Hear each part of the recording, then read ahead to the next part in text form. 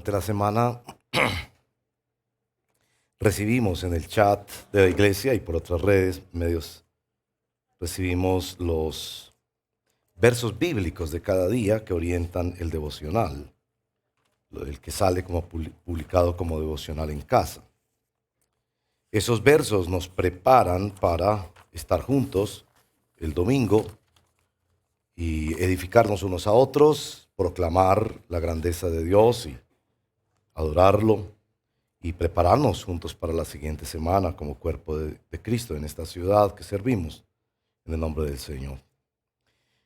Miren los versos de esta semana y piensen cómo nos han preparado en el tema particularmente de la grandeza de Dios.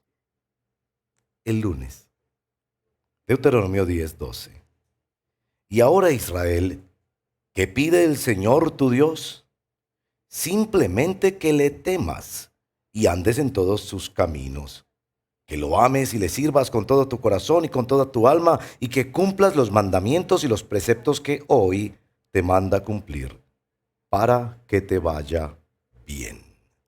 El martes, Salmo 135. Yo sé que el Señor nuestro soberano es más grande que todos los dioses. El Señor hace todo lo que quiere en los cielos y en la tierra, en los mares y en todos sus abismos.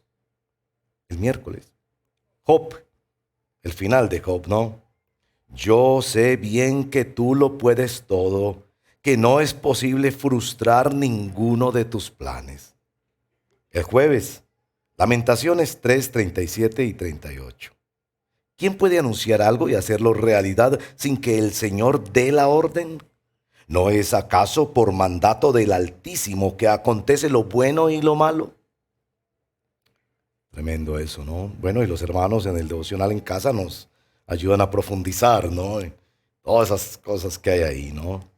El viernes, Daniel. Yo anuncio el fin desde el principio. Desde los tiempos antiguos lo que está por venir. Yo digo, mi propósito se cumplirá y haré todo lo que deseo. Y el sábado repetimos ese verso porque como que nos enredamos un poco. Pero bueno, los versos de cada día para hacer el devocional. Esos versos, como ustedes pueden ver, estaban enfocados en el tema de la grandeza de Dios. ¿Sí? Y el verso bíblico al que llegamos hoy, este año nos dejamos orientar por un catecismo, el catecismo de la Nueva Ciudad, preguntas con respuestas. Y la pregunta de hoy en nuestro catecismo es, ¿qué más creó Dios? La semana pasada el enfoque en el hombre, ¿qué más creó Dios? Y la respuesta, Dios creó todas las cosas por medio de su poderosa palabra. Y toda su creación era muy buena. Todo prosperaba bajo su gobierno de amor. Y bueno, esos catecismos vienen con versos bíblicos, ¿no? Y ahí es donde tomamos el verso que predicamos cada domingo, porque recuerden que estamos reflexionando en un versito. Y el versito de hoy, entonces ahí llegamos, Génesis 1:31. Yo lo voy a leer y después lo leeremos todos al unísono para participar en la belleza que es la lectura comunitaria. Génesis 1:31 dice así: Dios miró todo. Dios miró todo lo que había hecho y consideró que era muy bueno. Y vino la noche y llegó la mañana. Ese fue el sexto día. Leámoslo juntos al unísono. Vamos. Dios miró todo lo que había hecho y consideró que era muy bueno. Y vino la noche y llegó la mañana. Ese fue el sexto día. Bendito el Señor. Esta es su poderosa y grandiosa palabra. Oremos, Señor. Te pedimos la misericordia, Padre, sobre cada uno de nosotros al acercarnos a tu palabra hoy. Como tu pueblo, Señor, necesitamos tu misericordia. Somos inconstantes e incoherentes en nuestros caminos. Ayúdanos, Padre bendito, a ser sorprendidos y a ser humillados al contemplar tu grandeza en la creación y en tu palabra. Te lo pedimos en el nombre de Jesús. Amén. Bueno, la importancia pues de contemplar la grandeza de Dios. El título de nuestra exposición hoy, van a ver que necesito explicarlo bastante. Este es el título, pues y largo, ¿no? El lugar de la humillación en el recibimiento de la fe. No soy muy bueno para poner títulos, pero bueno. Y en esa cosa de la humillación en particular, quiero pedirle a mis amados amigos y hermanos que nos están siguiendo en lo virtual, por favor no se desconecten. Porque yo sé que cuando escuchan la palabra humillación, en estos tiempos que hay tanta victimización, van a decir, ahí está la iglesia, y ahí están esos predicadores. Entonces yo le digo, espere nomás tantito, que yo le voy a explicar qué quiero decir con el lugar de la humillación en el recibimiento de la fe. En la introducción voy a recomendar un libro. Generalmente recomendamos un libro pues cada mes, pero casi siempre lo hacemos más como al final. Hoy pues como cosa extraña lo voy a hacer al principio. De nuevo un libro de nuestra amada editorial Poema. El libro se llama, miren el título, es que el título fue muy bien puesto. Ese sí supo poner títulos. Mire pues, cuando la gente es grande y Dios es pequeño. Y el libro explora todos estos asuntos de la autoestima y todo esto, y sobre todo enfocado desde un gran tema bíblico. Y por supuesto, un buen libro cristiano busca explicar la Biblia. Entonces va por personajes y todo eso, trabajando el tema del temor al hombre y el enorme peso que tiene sobre nosotros la opinión de los demás, especialmente en aquellos que piensan que no. Léalo, ahí se lo dejo pues. El Isaías 40, que es el libro, el texto que estamos leyendo en nuestra adoración, en nuestra liturgia comunitaria, en el verso 26, Isaías 40, tiene esta frase: alcen los ojos y miren, ¿quién ha creado todo esto? Y por supuesto, es otra vez el tema de la creación. ¿Y qué es lo que busca el Señor al dejarnos la maravilla de la creación? Y el Señor aquí está en ese capítulo 40 mostrando la grandeza de Dios y confrontándonos con qué implicación tiene su grandeza para nosotros. Para entender un poco esto de por qué titulamos el lugar de la humillación en el recibimiento de la fe, en la introducción, 3 preguntitas. Ténganme paciencia, pues dicen que las introducciones deben ser cortas, pero bueno, yo no sigo mucho las reglas en estas cosas, entonces me perdonan. 3 preguntitas, ¿no? La primera preguntita es, ¿cómo Moisés supo esto? Entendemos que Moisés fue usado por el Espíritu Santo para escribir, recoger, redactar los contenidos del Pentateuco, particularmente pues esta narración, ¿no? ¿Cómo supo? ¿No? Y hay 2 respuestas para eso. La primera es la tradición oral. La tradición oral es esto de que usted sabe que su bisabuelo vino por allá de otro país. ¿Y usted cómo sabe eso? Pues no hay ningún libro, ni hay fotos, pero su mamá le contó y a su mamá le contó su abuela, a su abuela. Eso se llama tradición oral, ¿verdad? Entonces, digamos, los estudiosos piensan que seguramente Adán y Eva le contaron a sus hijos. Es que piensa y verá, el Señor caminaba en el jardín con ellos. Es más que obvio pensar que en los primeros días de caminar en el jardín antes de la caída, nuestros primeros padres le dijeron al Señor, Señor, ¿y cómo llegamos nosotros aquí? Como un niño que le pregunta a sus padres, papá, ¿y yo dónde nací? ¿Y cómo era yo cuando era chiquito? ¿Y en qué casa vivíamos? Él no sabe eso, pero su papá le informa. Entonces pasó así como de generación en generación. Una canción que cantamos hoy muy bella, y nueva para nosotros hoy en el canto. Fue en el canto comunitario, fue esta de pasa la promesa, ¿no? La promesa pasaré a mis hijos, del gran Dios, nuestro Padre. Testigos somos.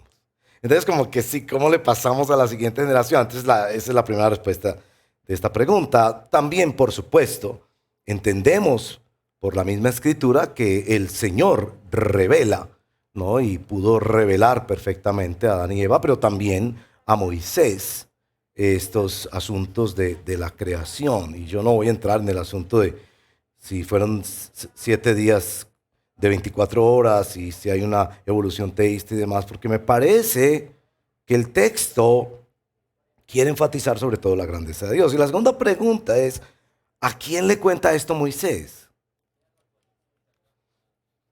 Y esto es muy importante, porque la Biblia tiene muchos lectores y hay unos primeros lectores. La carta de los Corintios es en primer lugar escrita para los corintios, unos hermanos nuestros que vivieron en una ciudad griega que se llamaba Corinto. Ellos fueron los primeros lectores. Desde entonces, los demás hermanos somos edificados por aquella revelación del Espíritu Santo.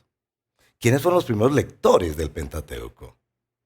¿Quiénes fueron los primeros lectores de este relato que nos da este bello verso 31 del capítulo 1 de Génesis? Bueno, los primeros lectores son nada más y nada menos que unos esclavos, liberados de la opresión de Egipto y llevados al desierto con Dios, donde no se manejaron muy bien, ellos no eran una alhaja. Salmo 107 dice que una y otra vez fallaban al pacto que tenían con Dios.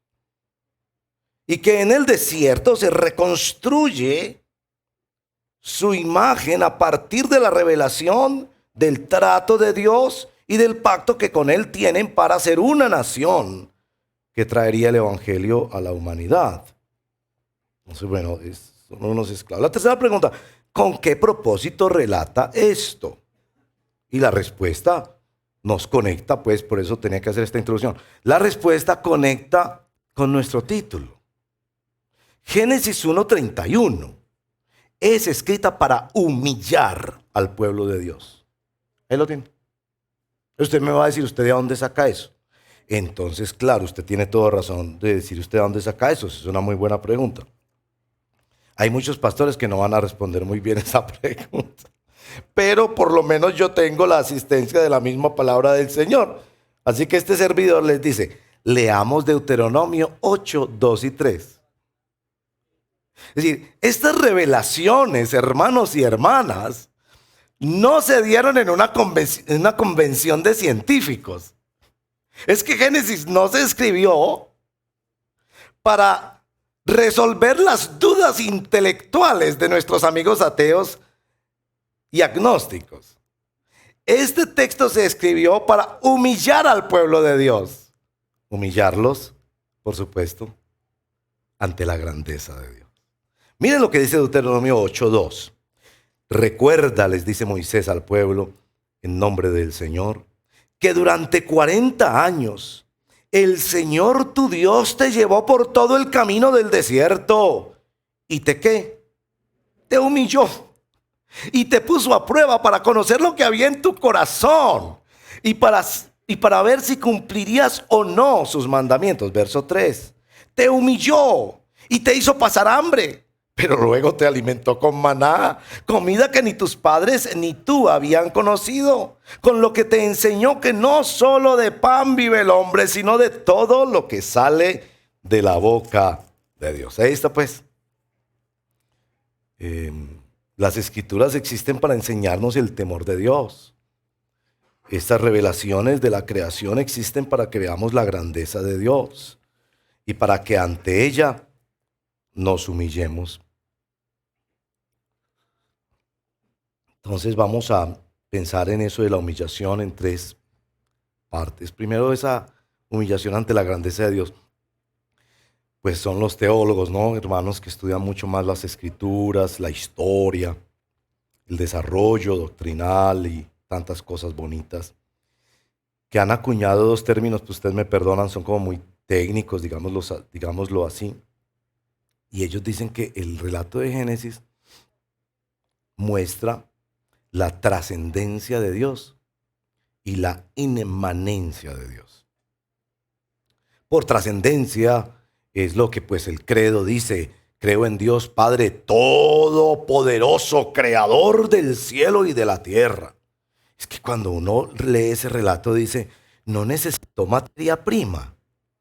Por eso los científicos nunca van a responder todas las preguntas, porque es que, ¿cómo es este Dios que no necesitó materia prima?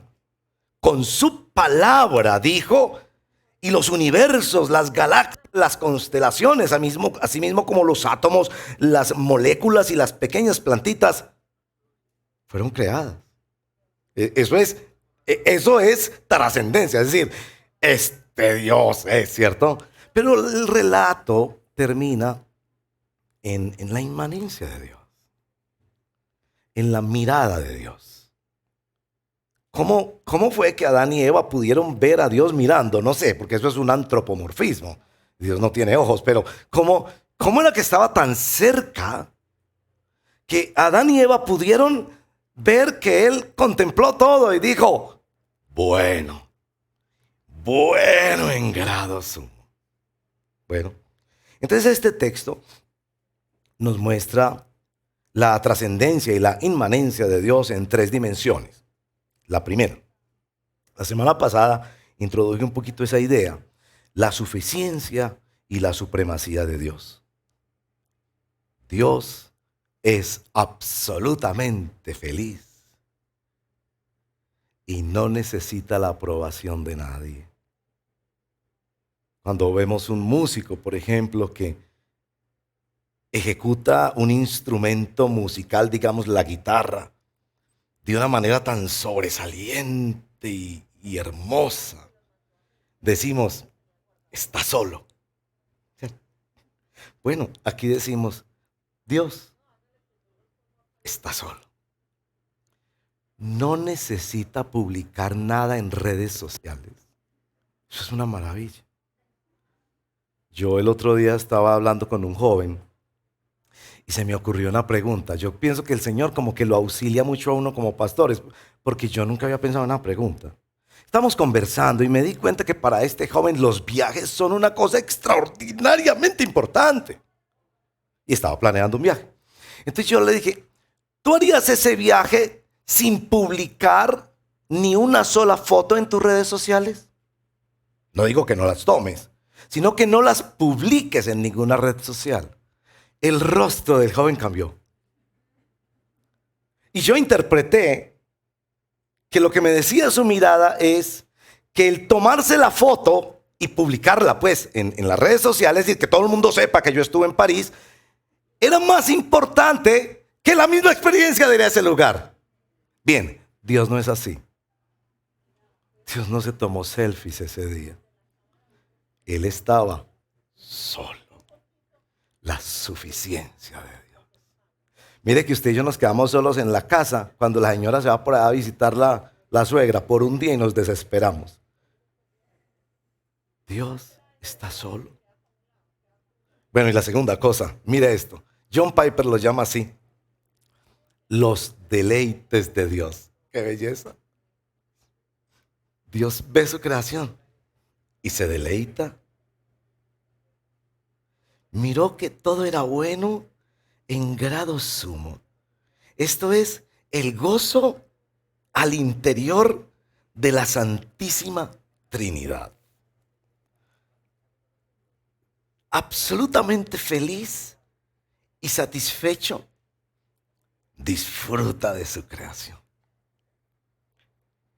Y Adán y Eva, en ese final del primer día, del sexto día, del primer día de Adán y Eva, estaban extasiados en la presencia de Dios, viendo a Dios suficiente y deleitándose. No sabemos muy bien qué es estar en la presencia de Dios.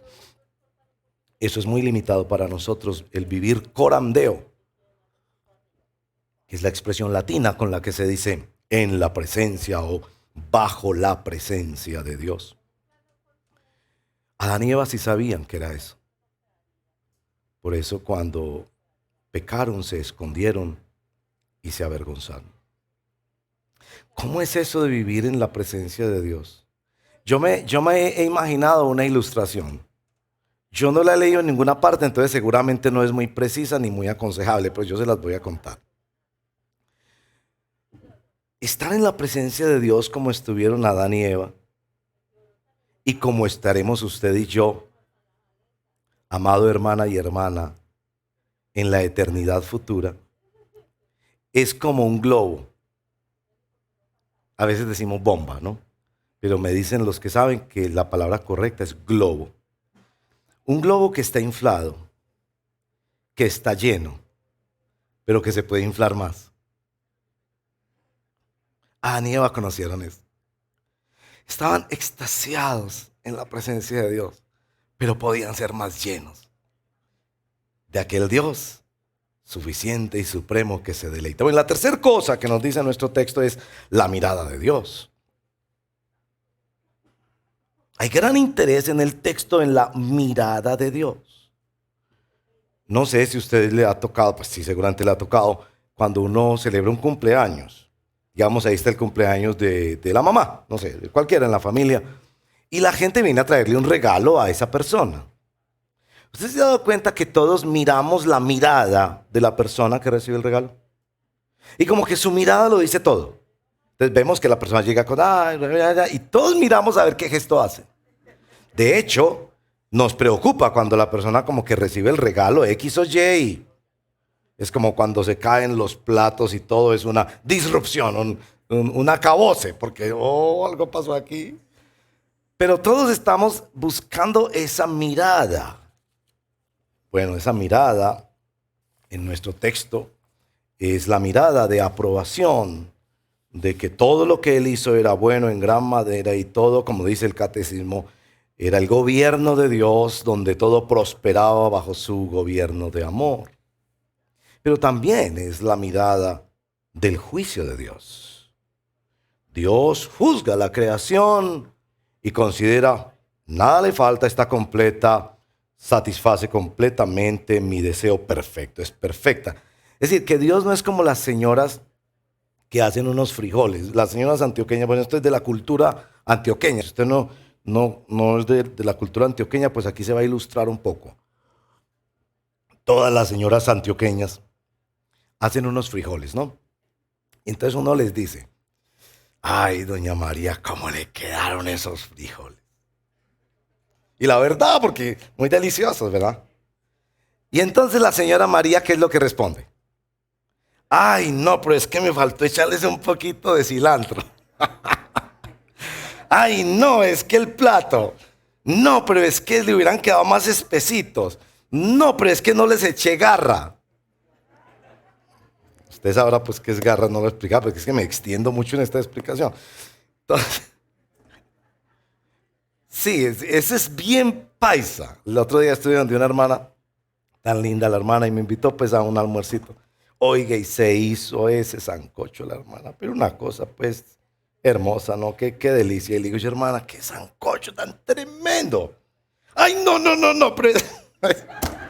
Ay, no, pero es que, no, a mí no, le faltó tal cosa. Entonces yo le dije, hermana, cuando lo haga como a usted le gusta, me llama, porque esto es otra cosa, ¿no? ¿Cierto? Así somos. Así no es Dios. Dios vio su creación y dijo, wow, me gusta cómo quedó. Se deleitó en eso. Ahora, ¿por qué les cuento esto y por qué eso tiene que ver con una humillación?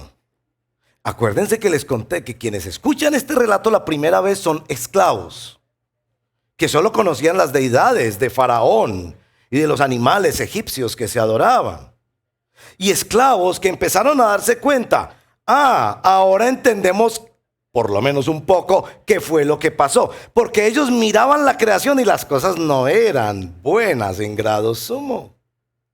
De hecho, ellos habían sufrido la esclavitud, esto es, las cosas no están como Dios las creó. Entonces, ¿qué fue lo que pasó? Entonces empezaban a reflexionar en ellos mismos y eso nos lleva a nuestro segundo punto, la humillación inevitable ante la grandeza de Dios. Yo tengo que explicarles aquí un concepto y es la diferencia entre humildad y humillación. De pronto usted ha pensado en eso, ¿no? ¿Cuál es la diferencia entre humildad y humillación? Y yo no quiero pues como elaborar unas cosas ahí que son como tan teóricas y todo, y yo desgasto muchas veces los diálogos en esas cosas, pero permítanme una cosita. Por ejemplo, la humildad es una cosa que viene de adentro. Pues siempre a medias, porque pues quién puede decir que es humilde, pero alguita es la migajita de humildad que tengamos, ¿cierto? A través de los años, con los golpes de la vida, con los errores, uno es una migajita de humildad. O lo que vea uno en otra persona y dice, oye, mi tía, de verdad mi tía es humilde. Eso es una cosa que viene de adentro hacia afuera, ¿cierto? Hay una cosa ahí adentro, por la gracia del Señor, que personas van desarrollando como una mirada de sí mismos, de los demás. Pero la humillación no viene de adentro, la humillación viene de afuera. Nos es impuesta y nos llega de manera inesperada. Bueno, esa es humildad, humillación. Pero también tengo que explicarles que hay dos clases de humillación. Hay una humillación negativa y destructiva, bullying, matoneo. Y hay una humillación positiva y constructiva. Lo mejor que podemos hacer para eso es mirar la forma en que se nos describen personajes en la Biblia. Por ejemplo, Faraón. Moisés y Aarón van donde Faraón y le dicen, humíllate delante de Dios y deja ir a mi pueblo. Humíllate delante de Dios. Y cuando Faraón es derrotado por la intervención soberana de Dios y su ejército es hundido y miserablemente derrotado en el mar, el canto de María dice, Dios humilló a Faraón. ¿Se dan cuenta? En un sentido como que el mensaje del evangelio es, humíllate ahora para que no te tengan que humillar después. Como que el evangelio para Faraón era, humíllese ahora para que no lo tengan que humillar después. Hay una humillación que es sana. Hay una humillación que es destructiva. Y yo tengo dos ejemplos sobre eso de humillación sana. Y los hombres que han meditado mucho en la creación de Dios han llegado a entender eso. Por ejemplo, Albert Einstein tiene esta frase, y bueno, los personajes famosos siempre tienen frases ambiguas. Esta es una frase ambigua. Einstein dijo, el hombre nunca es tan grande como cuando está de rodillas. ¿Ha oído esa frase? Bien, yo no estoy muy de acuerdo con esa frase. Porque no dice de rodillas frente a qué. Usted cuando cita esa frase piensa que Einstein está hablando de la oración. Vaya usted a saber si está hablando de la oración. Porque es que depende ante qué se arrodilla. ¿Ante un equipo de fútbol? ¿Ante el dinero o el sexo? No sé. Y entonces que para ser grande, nos dice Einstein pues en su famosa frase, que el hombre que se de rodillas, esa es la grandeza. Pero ¿dónde nos dice Dios que nuestro objetivo es la grandeza? Ahora, ¿entienden por qué la frase es ambigua? Pero hagámosle justicia a la frase. Este famoso científico sí está reconociendo que el hombre necesita ser humillado. ¿Se dan cuenta? Que el hombre sí necesita ser puesto de rodillas. Por lo menos en esa parte podemos darle crédito a la famosa frase de este científico. Entonces aquí vienen los ejemplos. El anciano, y esto circuló pues en redes sociales, porque yo también pues tengo redes sociales a propósito. Dios no tiene redes sociales. Pero lamentablemente yo sí he caído en ese pecado. Entonces ahí salió un video, ¿no? Un anciano llega a una cancha de básquetbol de baloncesto, donde hay unos jóvenes. El anciano bastante ya avanzadito en años, los jóvenes esbeltos, altos, vigorosos, ¿no? El anciano levanta la mano un poquito temblando diciendo, muchachos, ¿me dejan jugar un ratico con ustedes? ¿Ya? Y los jóvenes miran al anciano como nos miran los jóvenes a los adultos. No sabe qué es esto, démosle la oportunidad al viejito. Bueno, le han dado la oportunidad, eso está en el video, ¿no? Le dan la oportunidad al viejito. Y el viejito empieza a jugar baloncesto. Y les da, ahí sí como decimos, sopa y seco. En otras palabras, los humilló. Recuerden que estos ejemplos es porque yo quiero que entiendan bien que es humillación constructiva y positiva. ¿Okay? Y espero pues que quienes estén mirándonos virtualmente, porque a ustedes les toca aguantarse aquí, pero los que están virtualmente no hayan apagado la pantalla pues diciendo, ay, están los pastores hablando de humillación, Dios mío, nos están victimizando. Mire que no. El segundo ejemplo, ustedes han visto esos shows pues, que son reality, ¿cierto? Estas cosas reales que se llaman como Got Talent, como tiene talento, ¿cierto? Como el tema por ejemplo, Colombia tiene talento, American Idol, esas cosas, ¿cierto? Donde va una persona a presentarse y concursa con otros. Y bueno, a mí me encanta ver esos programas porque a veces se ven cosas muy interesantes allí. Y en la mayoría de los casos, digamos, como sanas, pienso yo. Entonces llega Susan Boyle, una señora trabajadora doméstica. Precioso trabajo, pero muy rechazada. No ha tenido mucha educación. Su apariencia no es lustrosa como esperan los jueces. No habla bien. No va bien vestida. Está muy tímida y miedosa llegando al escenario. Y le pregunté cómo se llama. ¿Usted qué va a hacer? Cantar. Los jueces se miran y el Simon Cowell, el dueño de esa franquicia, que es uno de los jueces famosos de esa cosa, se tapa la cara. Qué pérdida de tiempo. Pero bueno, usted ya está aquí, a ver, haga lo suyo. La gente se muestra en las cámaras murmurando, vámonos a tomar tinto. Y esta señora, estoy hablando de un caso real pues, ¿cierto? Esta señora empieza a cantar, oiga, a cantar. Que al otro día le llovieron los contratos publicitarios, entre otras cosas, pues no viene al caso comentarlo, pero la vida de esta señora se destruyó por la fama. Vaya usted a ver, por la grandeza. Pero bueno, en el momento, volviendo al momento, estos jueces quedan asombrados, por supuesto, porque esta señora, como el anciano jugando baloncesto, los humilló. La miraron con condescendencia, con rechazo, se burlaron de ella y ahora están haciéndole fila para tomarse la foto y abrazándola. Noten esto.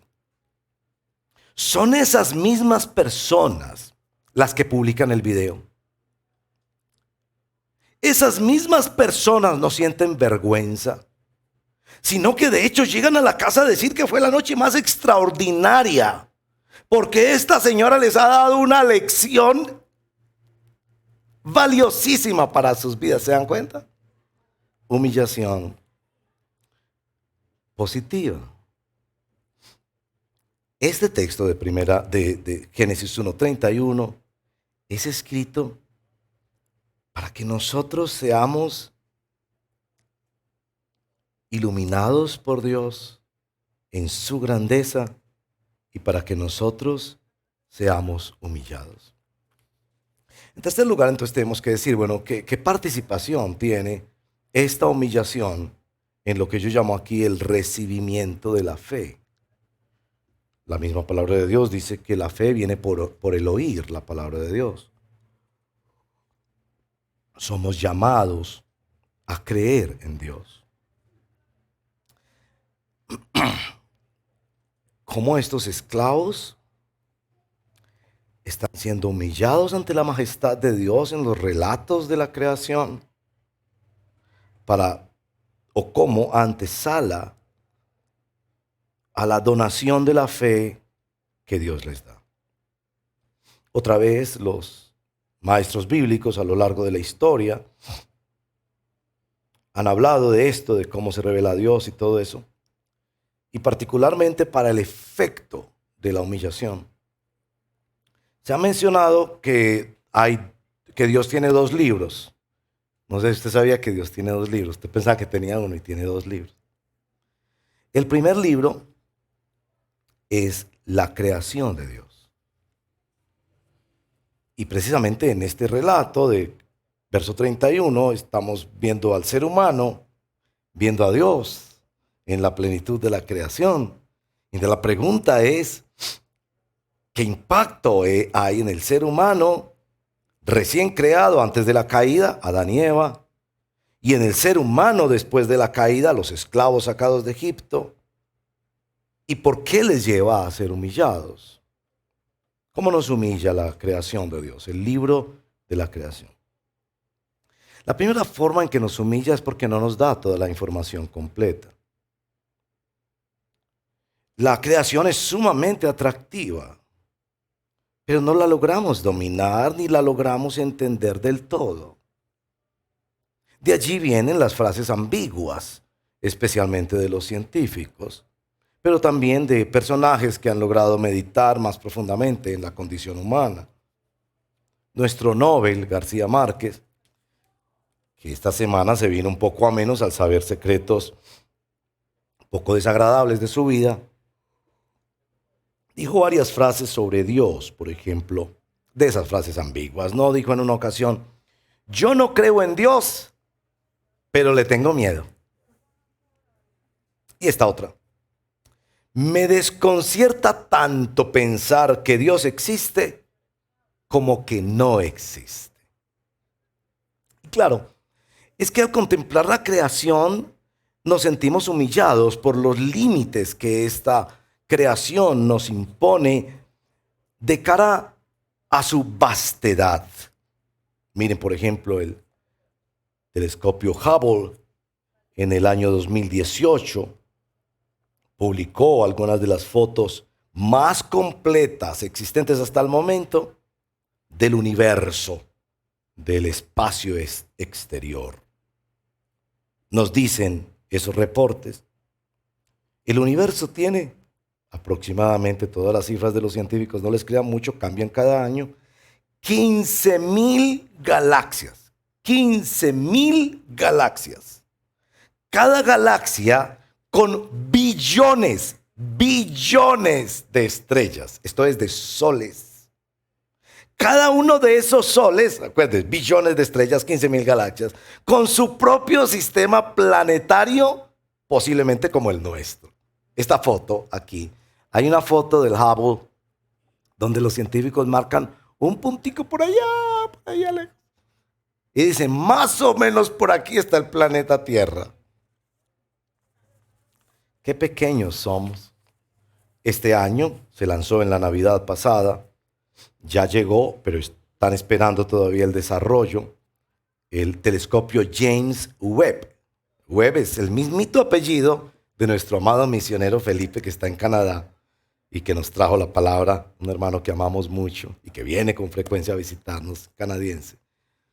Es el mismo apellido, para que se acuerden pues, pero no fue por él que se puso, sino por el segundo director que tuvo la NASA. Se estima que este año recibiremos fotos muchísimo mejores que estas. Por supuesto, estos experimentos y avances tecnológicos se hacen bajo premisas evolucionistas, creo que no les orienta mucho eso. Pero lo que quiero decirles es que cuando miramos la vastedad del universo, nos sentimos tan pequeños. Yo creo que por eso es que estos señores muy ricos están pagando millones de dólares para ir al espacio. Porque hay algo en el corazón del ser humano que quiere ser humillado por algo más grande. ¿Cierto? Y estos señores han conseguido tantas cosas que necesitan ir allá a saber qué tan pequeños son. Usted y yo no necesitamos gastar tantos millones para eso. Pero en la creación, piensen en nuestro cuerpo. Nuestro propio cuerpo, con sus debilidades físicas, pero también con sus debilidades morales, nos está diciendo una y otra vez, los jóvenes que apenas están estrenando la conciencia, necesitan más tiempo para darse cuenta de esto. Pero uno con los años se siente muy apaleado por la conciencia. Bueno, ese es el primer libro, ¿no? El libro de la creación. El segundo libro, pues espero que ustedes sepan cuál es, ¿no?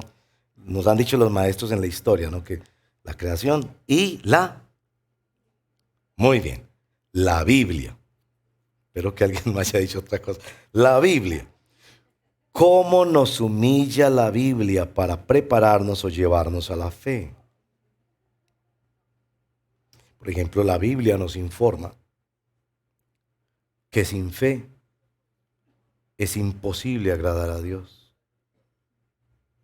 Entonces la Biblia nos pone un espejo que nos muestra nuestro fracaso y nos dice que no tenemos ninguna esperanza.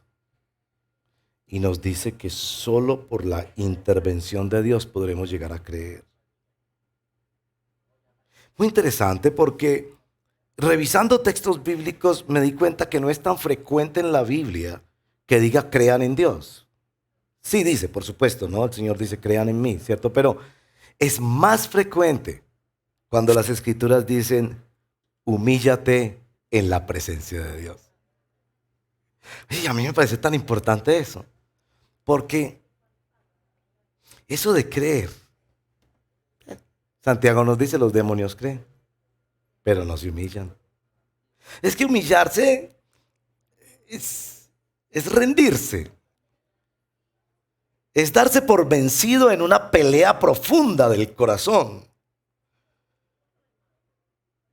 Te ha mostrado, dice el profeta Miqueas en el capítulo 6, verso 8, te ha mostrado el Señor lo que es bueno y lo que pide Él de ti, hacer justicia, misericordia y humillarte ante tu Dios. Ustedes van a encontrar ese tema por todos lados en la Biblia, Salmo 51. El corazón contrito y humillado tú no lo rechazarás, Señor. Y bueno, estos dos libros, la creación y la Biblia, son diseñados específicamente, no para resolver nuestras dudas intelectuales, perdóneme.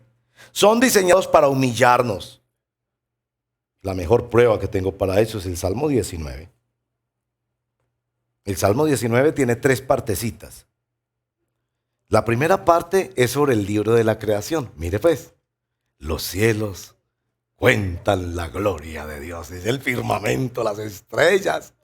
Y entonces es muy poético el Salmo 19 porque habla del sol. Es como organizando una boda, ¿verdad? Y entonces aparecen las cosas y dice, eso es ahí un señalamiento hacia Dios. Y después, del verso 7 en adelante, está casi el texto que podríamos decir es el poema más bello sobre las Sagradas Escrituras que hay en la Biblia. La ley del Señor es perfecta, infunde nuevo aliento. El mandato del Señor es digno de confianza, da sabiduría al sencillo. Así avanza describiendo la palabra del Señor. Lo sobresaliente del Salmo 119 es que al final del verso 12 en adelante, usted ve que quien escribe este salmo queda totalmente aplastado. Contempló el libro de la creación, contempló el libro de la revelación de Dios en la Biblia y quedó completamente aplastado. Vea esto que está ahí como la última parte de este salmo. ¿Quién está consciente de sus propios errores? Dice verso 12. Perdóname a aquellos de los que no estoy consciente. Libra además a tu siervo de pecar a sabiendas. No permitas que tales pecados me dominen. Así estaré libre de culpa y de multiplicar mis pecados. Sean pues aceptables ante ti mis palabras y mis pensamientos. Oh Señor, roca mía, redentor mío. ¿Se da cuenta? El efecto de los dos libros es una profunda humillación delante de Dios, reconociendo sus pecados, pidiendo ayuda, diciendo la única relación que puede salvarme a mí en este mundo es que tú seas mi Redentor. El Salmo 119 ya para concluir un poco. Salmo 119 verso 71 tiene esta traducción en la Reina Valera. En este caso la Reina Valera ha hecho una traducción mejor, en mi opinión, que la Nueva Versión Internacional. Miren pues que yo también pienso que la Reina Valera es una buena traducción. Miren pues. Y miren la lectura tan bella del Salmo 119 verso 71. Bueno me es haber sido humillado. Uno no busca ser humillado. A uno la humillación le llega como una gracia inesperada de Dios, en una quiebra financiera, en una enfermedad, en una metida de pata, en una angustia existencial profunda que viene con culpa. Estos dos libros de Dios son diseñados para causarnos perplejidad que nos preparan y nos llevan al Señor. Entonces yo digo, a manera de conclusión, yo sé que cuando se leen los primeros libros, los primeros capítulos de la Biblia, le caen a uno todos esos profesores universitarios que impresionan con sus teorías y como que todo les cuadra. Y yo digo, bueno, yo admito, hay más preguntas que respuestas. Cuando uno contempla la vastedad de este universo, precisamente por eso es que a uno lo humilla. Pero significa que no debemos hacer nada. Déjeme poner quizás el ejemplo que me parece más apropiado para nuestro momento. Este asunto casi invisible, por lo menos invisible para quienes no tenemos acceso a esos conocimientos, de este virus o variedad de virus que llamamos COVID. No los entendemos. La verdad, a ciencia cierta, eso no se sabe de a dónde vino, cómo se trata, qué va a pasar. No sabemos. Es decir, estamos ante la humillación del desconocimiento. Pero eso no significa que no podemos hacer algo. Yo no aceptaría que usted diga, yo no me voy a poner tapabocas, yo no voy a hacer nada, no voy a tomar ninguna medida de precaución. Yo no estoy diciendo esta o aquella. No voy a tomar ninguna medida de precaución hasta que no me respondan todas mis preguntas. Yo digo, yo no sé, si quiere váyase con ese manto a misa, pero a mí me parece que esa no es una posición sensata. Está bien que usted no sepa. Está bien que usted quiera saber más. Pero por Dios, haga algo. Haga algo. Pero es que usted no sabe si eso lo inventaron, o lo trajeron, lo llevaron. Si está hasta mañana, si llega así o allá. Pero por favor, haga algo. No es suficiente la humillación que nos da la creación. No es suficiente la humillación que nos da la Sagrada Biblia para hacer algo. Y este algo es muy claro. Este algo es el llamado del Evangelio. Miren el llamado del Evangelio. El llamado del Evangelio finalmente es a humillarnos.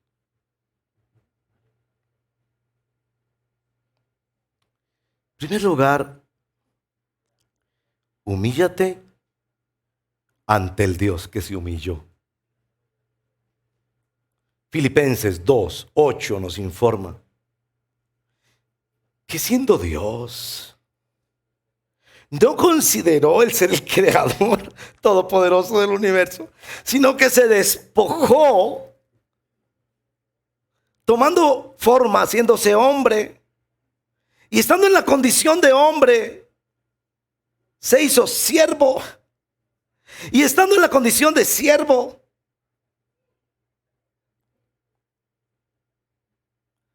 se humilló hasta morir en una cruz. ¿Quién te llama a humillarte? No es un Dios que no conoce la humillación.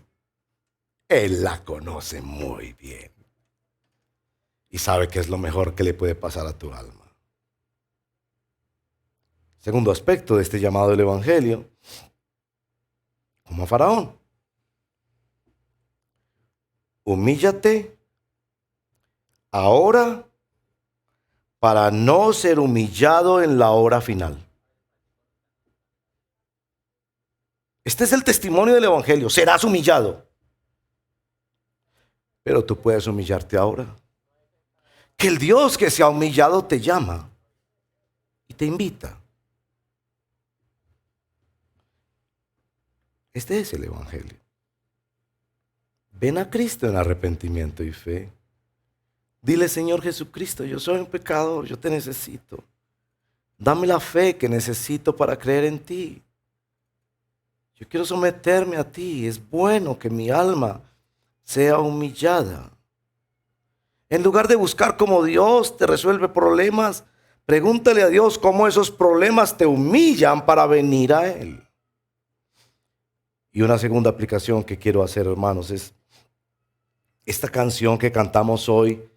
Le agradezco tanto a los hermanos de la alabanza porque han hecho un gran trabajo durante semana montando esa canción nueva tan bella que es difícil.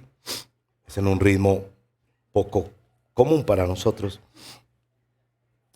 Te dice, la promesa pasaré a mis hijos del gran Dios, nuestro Padre.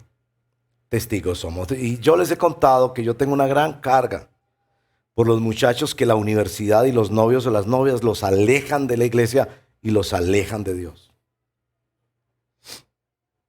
Saben que yo estaba pensando esta mañana que tal vez no es inteligente en lo social que los muchachos estrenen su vida adulta en la universidad.